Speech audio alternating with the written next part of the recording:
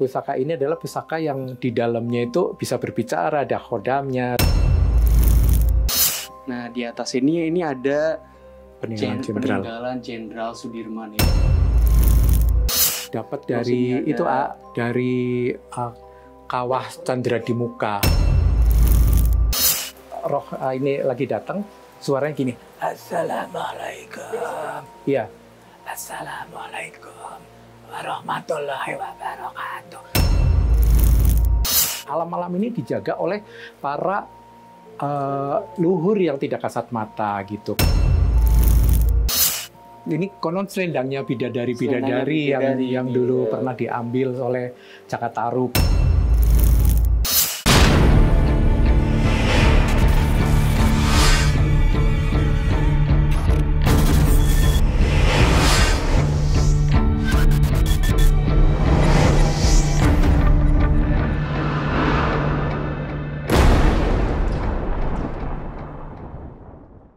Salam ganjil misteri untuk penikmat ganjil.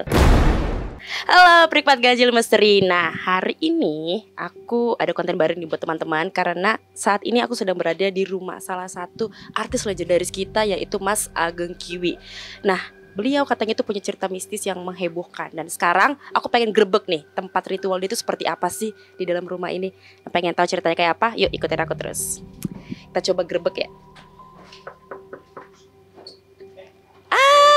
Halo, Mas Ira, apa kabar? Ya, ada Mas Agengnya ada di atas. Oke deh, boleh nggak ke atas? Kita pernah grebek. Dia nggak tahu soalnya kita udah datang. Oke, yuk ikutin. Oke, penikmat ganjil. Nah, sekarang kita udah masuk ke dalam rumah Mas Ageng Kiwi, dan kita akan lihat ada salah satu ruangan khusus yang Mas Ageng Kiwi coba perlihatkan kepada kita, dan masih banyak banget barang-barang pusaka. Kita akan coba tanya-tanya langsung sama Mas Agengnya. Permisi. Masya Allah, apa kabar? Mas Waldi, apa kabar? Sehat ya? Iya. Iya. Aduh, kita datang grebek nih dari tim ganjil khusus. Masya datang. Allah. Pengen banget tahu keadaannya Mas Ageng sekarang sehat ya? Alhamdulillah udah sehat, mulai sehat. Ya, nanti kita pengen cerita nih, apa sih kejadian mistis nih, kenapa Mas Ageng melalui kisah-kisah sedih yang katanya sakit, sudah 6 bulan lumpuh. Kita akan cerita-cerita nanti. Tapi sebelum itu, kita coba grebek salah satu ruangan khusus nih, kayaknya nih, wah menarik banget nih. Bisa langsung lihat dari kasurnya nih ya, kasur, terus ya sama Mas Fadil. Ini berdua aja nih ya sama Mas Fadil yang ngembangin, yang bantu ya. Sebetulnya gini, kalau Valdi ini kan anak saya nih harus tahu dia bagaimana pusaka-pusaka peninggalan para leluhur gitu kan. Jadi kan jarang generasi Z atau generasi milenial yang mereka memahami apa sih budaya di negeri kita sendiri, khususnya Jawa. Apalagi kita memang ada spiritual gitu, tapi bukan berarti Valdi untuk belajar spiritual. Setidak-tidaknya harus selalu belajar anak muda eling lan waspodo. Ya kan, kita sebagai makhluk Allah diturunkan menjadi khalifah untuk selalu ingat kepada Allah. Dan di alam kita ini banyak sekali memang peninggalan-peninggalan para luhur yang harus kita tetap jaga, kita harus tetap rawat. Contohnya nanti setiap malam satu suro kita mandiin, kayak gitu. Karena ini yang datang di tempat saya ini, pusaka-pusaka ini bukan sembarang-sembarang pusaka. Pusaka ini adalah pusaka yang di dalamnya itu bisa berbicara, ada khodamnya, segala macam gitu ya. Iya, jadi maka dari itu kita harus rawat karena tapi di sini ingat ya bahwa saya ini tidak memberikan makanan-makanan yang bernegosiasi. Contoh kan gini ya, ada misalkan jenglot gitu ya. Kita datang harus minta darah, harus mungkin minta nyawa, mungkin harus minta apa yang sesajen-sesajen setiap malam Kliwon, apa Jumat Kliwon, Sabtu Kliwon, itu kita tidak sama sekali, tidak memberikan makanan-makanan buat mereka. Karena ini kan alam yang, ya gini loh, pusaka itu beda-beda. Ada yang sifatnya negatif, ada yang sifatnya positif, ada yang memang luhur-luhur, di mana yang luhur-luhur itu dipegang oleh para pejabat-pejabat, mungkin presiden, mungkin menteri, kayak gitu, untuk menjadikan kedidakjayaan atau kewibawaan. Berarti Mas Fadil belajar juga nih? Iya, karena dia harus tahu apa ini namanya. Dia kayaknya Fadil lebih paham daripada ini. Nah, pemirsa ganjil misteri. Jadi saya juga hari-hari sering banget ngebersihin, ngerapihin tempat buat penyimpanan pusakanya. Ya ini banyak banget. Coba tuh. Tripat ganjil. Boleh dijelasin? Boleh tuh Valdi ya, Valdi. Dari atas kira-kira. Nah, di atas ini ada peninggalan Jenderal Sudirman. Ini tongkatnya yang legend banget. Ya, itu aku ini dia dapat dari itu dari Kawah Candra di Muka. Iya, langsung dari aku Kawah dapat Candra dari Kawah Candra di Muka itu ada di Dieng. Jadi itu salah satu, nggak apa-apa aku pegang Valdi aja. Jadi di Kawah Candra di Muka itu ada sosok luhur di mana dia pengen nitipin pusaka tersebut. Jadi orang kalau yang nggak kuat megang pusaka, ya bisa jadi pingsan, bisa jadi sakit, bisa jadi apa gitu. Jadi nggak semua orang dikasih hidayah atau kepercayaan oleh alam luhur. Jangan salah ya, aku cerita nih. Jadi misalkan ada merah D5 misalkan. Merah D5 itu ada di salah satu jembatan A gitu ya. Nah kalau merah D5 itu diambil, itu bisa hancurin kan, itu salah satu yang menjaga kayak gitu. Makanya kenapa kan ada dewa laut ya, dewa matahari ya, ada yang menjaga gunung, ada yang menjaga lautan, ada yang alam-alam ini dijaga oleh para luhur yang tidak kasat mata gitu kan. Mungkin kalau luhur ini udah dikasih kepercayaan sama Allah mungkin ya untuk ikut menjaga melestarikan alam dunia ini, selain memang ya malaikat-malaikat kan kayak gitu. Nah seperti itu, makanya kan kayak gini-gini nih benar-benar peninggalan para luhur, para dewa kayak gitu, nggak sembarangan gitu ya. Di sini ada ini juga ya Pak.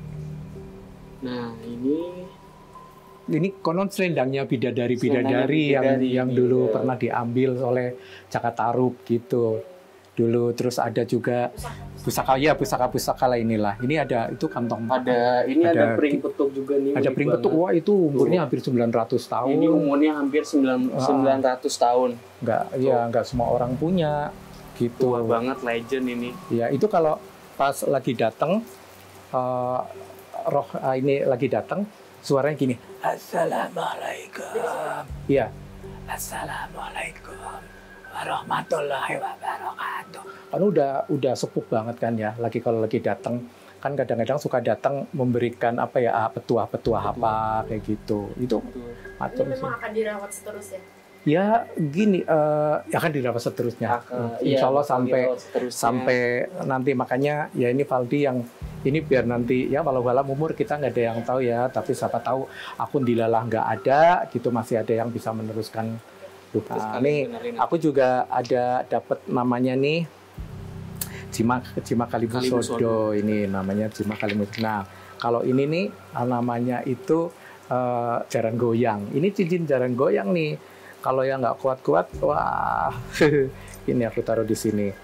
Nah, ini nih Jima Kalimusodo nih. Nah, tuh makin kencang malah di 2002. Udah nggak digerakin loh? Enggak, kamu lihat sendiri itu kan. Di 2026 Anggi dapat pasangan, insyaallah. Nah, sekarang sudah jalan-jalan sendiri. Nah, ya itu cara gitu. Nah, itu Mas, ini uniknya itu dapat dari mana maksudnya? Kalau ini dapat dari mimpi. Dari mimpi aku dikasih tahu, kamu tuh kasih hadiah ya gitu. Nggak taunya hadiahnya ini. Terus tasbih, terus udah gitu dia ngomong aku namanya Jima Kalimusodo gitu. Ya, pilih orang dia percaya nggak percaya, tapi ya begitulah gitu. Nah, jadi aku kalau misalkan kadang suka, ya bukan musyrik ya, tapi suka saya nanya kayak gitu, walaupun itu semuanya Allah yang Maha Kuasa yang memberikan hidayahnya gitu. Oke, wah menarik banget. Nah aku pengen tahu nih, ini kasurnya ini tuh kayaknya klasik banget nih. Ada artinya nggak nih? Iya sebetulnya mereka yang minta dikasih merah putih. Aku nggak ngerti maknanya apa. Minta iya mungkin ya, mungkin. Kira ada arti ini nih? Enggak, memang dari mereka, dari para gaibnya yang bilang. Nah, suruh ini merah tempat putih. tidurnya buat apa? Maksudnya siapa yang tempatin tidur?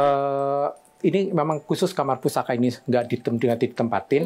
Cuma aku kadang suka zikir, suka semedi di sini gitu. Maksudnya kan di sini adem, tenang gitu ya. Jadi berkomunikasi sama Allah lebih rileks kayak gitu, lebih rileks gitu. Tapi pernah yang tinggal di sini diseret sampai ke bawah. Maksudnya? Dia nggak mau berisik di rumah ini. Ini pas kalian datang ini, aku juga secara ini udah izin.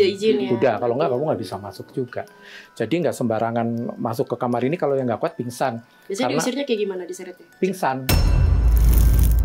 Dulu asisten aku ada di sini beberapa, dia nggak kuat, nggak mau tidur di atas, semua pada turun ke bawah karena diseret sampai ke bawah. Tahu-tahu udah tidur di bawah. Gitu. Iya, kadang mandi juga, tahu-tahu itu diisi hilang. Udah diisi hilang. Iya. Ini kamu pernah sholat ya? Sering banget. Ya, aku lagi sholat maghrib. Jadi pengalaman aku juga nih horor banget di sini ya. Jadi aku pernah sholat maghrib tuh. Sholat maghrib gitu kan, karena ketinggalan di masjid, aku sholat di rumah tuh. Itu kebetulan malam Jumat. Karena kan emang bagi sebagian orang di Indonesia malam Jumat tuh kan keramat banget ya. Nah di situ aku sholat, pas tahiyatul akhir, pas salam, assalamualaikum, ke kanan tuh tiba-tiba pintu nih kayak ada duk, kayak ada yang mau maksa buat masuk ke dalam rumah gitu loh. Itu di luar tuh posisi lagi hujan gerimis juga, lagi hujan gerimis, iya, lagi petir kayak gini. Nah di situ keras banget. Kan nggak mungkin kalau ada angin atau apa, nggak mungkin dia kayak orang mau masuk gitu. Tapi udah biasa sih, dia udah gak kaget. Kamarku pintunya itu selalu kebuka nutup. Kan dia sholat, ada niat apa? Maksudnya kan kita kan baik niatnya. Kira-kira itu. Gini kan kadang kita juga ada alam-alam yang tidak terlihat, ada yang Islamnya juga gitu ya. Makna dibalik itu semuanya ya kita nggak tahu kan gitu. Intinya kejadian gaib itu terjadi kayak gitu. Contoh di kamarku nih yang di bawah itu selalu bukan nutup pintunya. Kret, tadinya kita sempat tapi ternyata dia cerita, jadi ada pusaka yang ada diem di kamarku, dia yang keluar masuk.